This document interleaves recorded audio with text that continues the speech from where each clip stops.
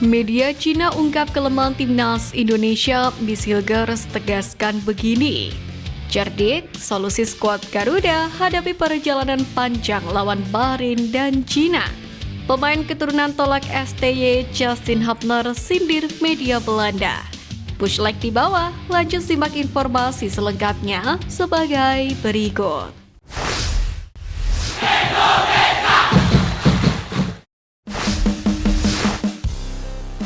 Media Cina ungkap kelemahan timnas, Miss Hilgers tegaskan begini. Setelah berhasil membungkam keraguan di dua laga awal kualifikasi Piala Dunia Zona Asia, kini timnas Indonesia menjadi lawan yang diperhitungkan dalam kualifikasi Piala Dunia 2026. Bahkan publik Cina pun dibuat ketar-ketir dengan nasib timnasnya sendiri. Cina memang akan menjamu timnas Indonesia di bulan Oktober mendatang. Mereka memilih strategi awal dengan menempatkan laga ini di lokasi yang jauh, sehingga skuad Garuda harus menempuh perjalanan yang jauh saat kondisi mereka lelah usai melawan Bahrain. Menariknya, meski sudah begitu, hal ini pun tak membuat publik Cina tenang. Apalagi mereka sendiri cukup terkesan dengan performa skuad Garuda dalam dua pertandingan awal. Lewat salah satu media lokalnya 163.com, masyarakat Cina merasa timnas Indonesia berhasil membuktikan diri layak untuk masuk 4 besar. Meski begitu, tim besutan Sintayong dinilai masih memiliki celah yang mana bisa dieksploitasi. Sedikit kelemahan pun terlihat apalagi ketika berhadapan melawan tim kuat. Saat ini timnas Cina duduk di peringkat ke-87 dunia dalam ranking FIFA. Mereka cukup optimis bisa mengalahkan pasukan Sintayong di kandang sendiri. Pasalnya mereka melihat meski timnas Indonesia diperkuat oleh sederet pemain keturunan, namun masih ada kesenjangan level jika berhadapan melawan tim seperti Arab dan Australia. Dalam hal ini dijelaskan bahwa tim besutan Sintayong masih membutuhkan waktu cukup lama untuk bisa menyetel dan bangkit sepenuhnya, dan inilah yang ingin dimanfaatkan oleh Cina. Untuk itu, publik Cina pun menolak pesimistis. Satu-satunya hal yang bisa dilakukan untuk membuktikan adalah hasil pertandingan nanti. Berbekal performa tim yang dinilai lebih baik di laga kedua melawan Arab Saudi, Cina pun diharapkan mampu lari dari bayang-bayang kekalahan. Mungkin apa yang dikatakan oleh media Cina 163.com tentang masih ada beberapa kesalahan dan kesenjangan tidak sepenuhnya salah. Memang, skuad STY wajib hukumnya untuk terus memperbaiki dan mengevaluasi diri. Namun jangan lupakan juga, timnas Indonesia memiliki tekad yang besar untuk menggapai mimpinya tampil di Piala Dunia. Faktor X ini pun bisa menciptakan ledakan tak terduga yang sudah terbukti di dua laga perdana timnas Indonesia dengan berhasil menahan dua negara langganan Piala Dunia. Namun demikian, timnas Indonesia pun harus mendengarkan apa yang diucapkan oleh Miss Hilgers bahwa skuad merah putih haram hukumnya untuk terlena karena perjalanan masih panjang. Kerja keras menurutnya adalah sebuah harga mati untuk pasukan merah putih. Kami berada di jalur yang baik, kami bermain imbang melawan dua lawan kuat, tetapi kami harus bekerja keras, kata Hilgers. Hilgers sendiri saat ini sedang dikebut proses naturalisasinya agar eligible berseragam timnas Indonesia. Selain dirinya, ada juga Eliano Reinders. Diharapkan kedua pemain ini pun bisa membela timnas Indonesia pada laga di bulan Oktober nanti. Hilgers pun juga tak risau mendapatkan kendala adaptasi ketika bergabung dengan skuad merah putih.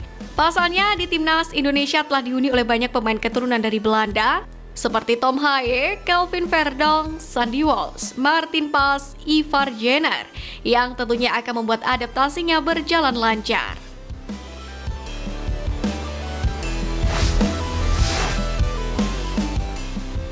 Pemain keturunan tolak STY Justin Hubner sindir media Belanda.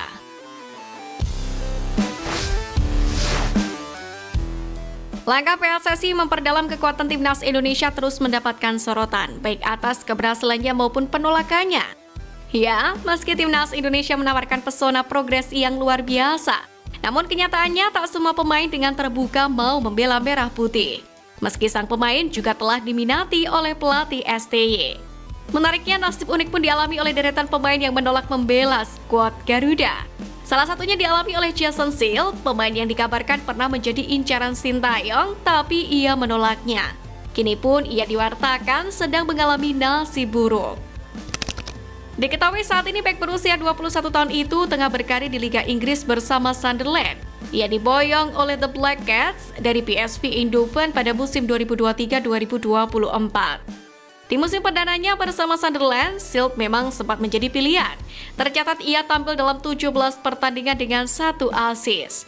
Setelah musim pertamanya yang terbilang apik, pemain keturunan berpostur 1,92 meter ini justru mengalami nasib kurang baik. Buktinya ia sama sekali belum pernah main di musim ini. Alasannya adalah karena Jason Silk mengalami cedera yang mengharuskan dirinya menjalani operasi lutut sehingga harus absen lama. Sementara itu belakangan ini performa muka timnas Indonesia juga telah menjadi bahan liputan utama banyak media internasional. Hal ini lantaran keberhasilan Garuda dalam melaju ke putaran ketiga kualifikasi Piala Dunia 2026 telah menarik sorotan, bahkan dari FIFA juga.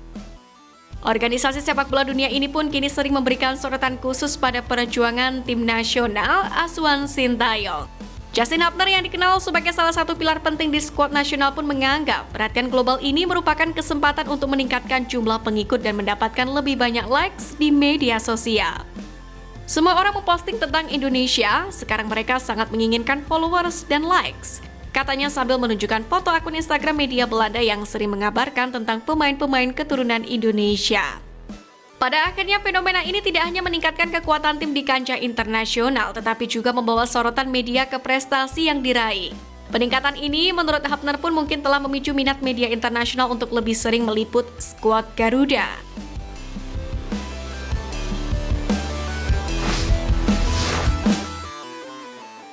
Cerdik, solusi timnas Indonesia hadapi perjalanan panjang lawan Bahrain dan Cina.